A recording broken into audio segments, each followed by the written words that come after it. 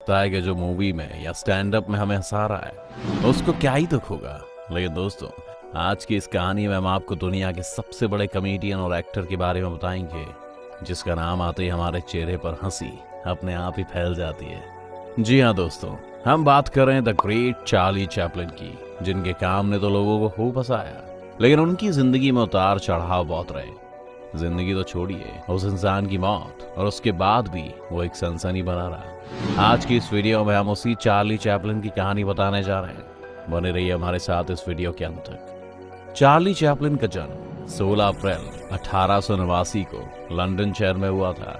इनके पिता Charles Spencer Chaplin और मां हेना चैपलिन म्यूजिक हॉल में सिंगर और जूनियर आर्टिस्ट थे, इसीलिए आर्ट के लिए चार्ली चैपलिन का झुकाव बचपन से ही था। चार्ली चैपलिन की शुरुआत कैसे उनके बचपन से ही हो गई थी, आइए देखते हैं। चार्ली का बचपन बहुत ही मुश्किलों से गुजरा। एक बार चार्ली की माँ स्टेज पर गाना गा रही थी, तभी उनकी आवाज बंद हो गई। वहां के दर्शक हंगामा करने लगे और जूते चप्पल स्टेज पर फेंकने लगे।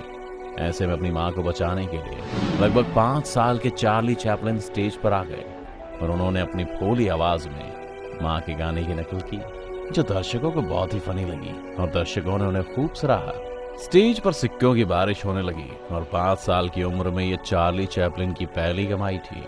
तभी से चार्ली ने इस बात को गांठ बांध लिया कि असल जिंदगी में जो गरीबी उनके दुख का कारण थी, स्टेज पर वही लोगों को कॉमेडी लगती है। यही वजह थी कि आगे चार्ली की फिल्मों में दुख, गरीबी, अकेलापन, बेरोजगारी को उन्होंने कॉमेडी के रूप में प्रेजेंट किया और पूरी दुनिया उस पर हंसती रही। इस घटना के कुछ दिन बाद चार्ली के माता पिता तलाक लेकर अलग हो गए।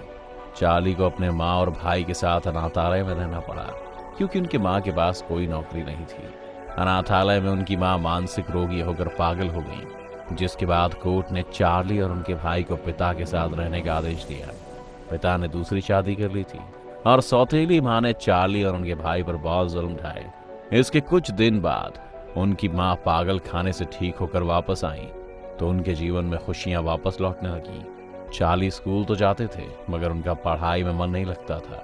वो एक एक्टर बनना चाहते थे। चार्ली पैसे कमाने के लिए स्टेज शोज करते थे और रोजमर्रा की जरूरतों के लिए वो बहुत से छोटे मोटे काम भी किया करते थे। असल में उनके जीवन में अब एक ही एम बचा था, उन्हें एक्टर बनना ही था।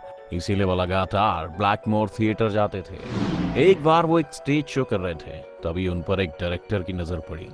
उन्होंने चार्ली की बेहतरीन एक्टिंग टैलेंट को उसी वक्त पहचान लिया। उस डायरेक्टर के माध्यम से चार्ली की मुलाकात हैमिल्टन से हुई। हैमिल्टन ने चार्ली को शर्लॉक होम्स नाटक में रोल ऑफर किया। चार्ली को पढ़ना नहीं आता था, इस कारण उन्होंने डायलॉग्स को याद करना शुरू किया। शर्लॉक होम्स सीरीज में एक्टिंग करके उन्होंने खूब शोहरत कमाई। हालांकि इसके बाद भी चार्ली का जीवन गर्दिशों के दौर में ही रहा। चार्ली 5 फुट 5 इंच की छोटी हाइट वाले दुबले पतले इंसान थे, जो लोगों को अपनी एक्टिंग से गरीबी और बेगारी में भी खुश मिजाजी से भरा जीवन जीने की प्रेरणा देते थे। इतिहास गवाह है, उस दौर में पूरी दुनिया विश्व युद्ध और आर्थिक महामंदी की तबाही से गुजर रही थी। चारों तरफ तानाशाहों का आतंक था। ऐसे में उनसे लड़ने के लिए चार्ली ने कॉमेडी का सहारा लिया। चार्ली के जीवन में एक ऐसा दौर भी आया जब वो अपने इंटरव्यू में लेफ्टिस्टों का पक्ष लेते हुए दिखे, जिसके बाद मीडिया ने चार्ली पर रूसी एजेंट होने का आरोप लगाया, क्योंकि पूरा लेफ्ट उस समय रशिया को ही सराहता था। 10 सालों तक अमेरिकी सरकार और मीडिया चार्ली के लिए आफत बनी रही। चार्ली की फिल्म लाइमलाइट 1952 में रिलीज हुई थी, लेकिन अमेरिका में उसे बैन कर दिया गया। चार्ली को अमेरिका से बहुत लगाव था। उन्होंने यहीं पर अपनी पहली शादी ओना ओनील से की थी, लेकिन अमेरिका की बेरुखी से वो अंदर तक टूट चुके थे।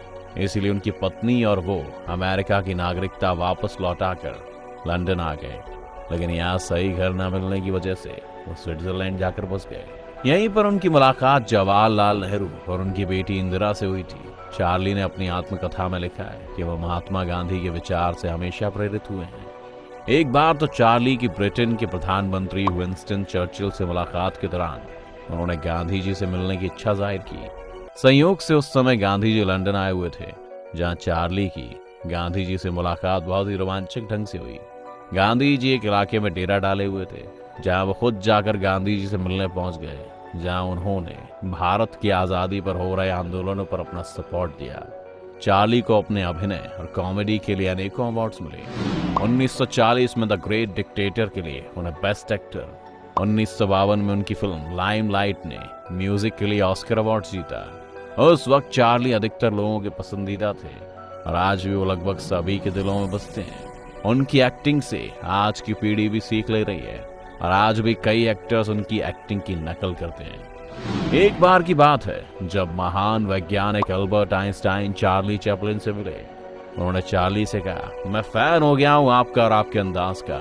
आप किसी से एक शब्द तक नहीं कहते, फिर भी पूरी दुनिया आपको समझ जाती है। इसके जवाब में चार्ली ने कहा, हाँ ये बात सच है, लेकिन हैरानी की बात यह है कि आप अपनी थ्योरीज के बारे में कितना कुछ कहते हैं और सब आपकी तारीफ करते हैं, पर फिर भी किसी की समझ नहीं आ पाती कि आप क्या कहना चाहते हैं।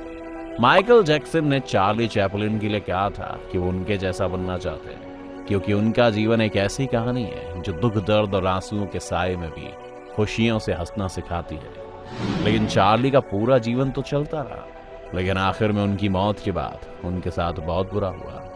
आपको बताएं कि 25 दिसंबर 1977 को चार्ली चैपलिन की मौत हो गई थी, जिसके बाद उन्हें स्विट्जरलैंड में दफना दिया गया। लेकिन सारा तमाशा हुआ चार्ली की मौत के तकरीबन 3 महीने के बाद। हुआ कुछ यूं कि उनकी लाश कब्र से गायब हो गई थी। बाद में पता चला कि इस लाश को चुराया गया है। दरअसल बुल्गारिया के 2 मैकेनिक्स ने चार्ली की लाश को कब्र से खोद कर निकाल लिया था। हालांकि इस चोरी के 5 हफ्ते बाद ही उन्हें गिरफ्तार कर लिया गया। दरअसल चोर चार्ली की डेड बॉडी वापस करने के लिए भारी भरकम रकम की मांग कर रहे थे, लेकिन उससे पहले वो गिरफ्तार हो गए। तो दोस्तों, ये थी पूरी कहानी दुनिया को हंसाने वाले चार्ली चैपलिन की। अगर आपको हमारी आज की वीडियो